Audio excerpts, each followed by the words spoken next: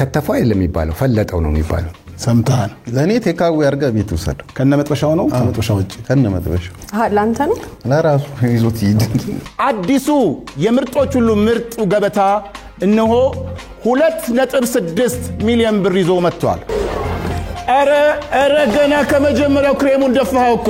ኖ ሶሪ አይደለም እኮ ሌላው ሰው ምን ይተከማል ማለት ነው በጣም የሆነ የተሻለ ነገር ጠብቄ ነበር የእውነት 2.6 ሚሊዮን ይሁን ትንሽ ያወዛገበው አልገባኝም እያንዳንዷ ሰከንድ ስትቆጥር 2.6 ሚሊዮን ብር እያጣ እንደሆነ ማሰብ አለበት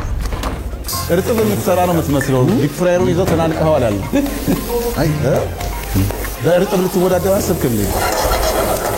በእውነቱ 2.6 ሚሊዮን ብር ተመልካቾቻችን እኔም ሆስት ከመሆን ተወዳዳሪ ቢሆን ይሻለኝ ነበር 2.6 ሚሊዮን ብር እኮ ነው ግብአቶቹን በሙሉ ጨምረሽ ለማድረግ የሞከርሽው ነገር ብዙ ነገሮችን አበላሽቶብሻል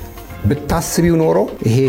ፈሳሽ ነገር ባልተፈጠረ ነበር እንግዲህ ያሉ ያሉት ወንዝ ውስጥ እንዳንሰምጥ ነው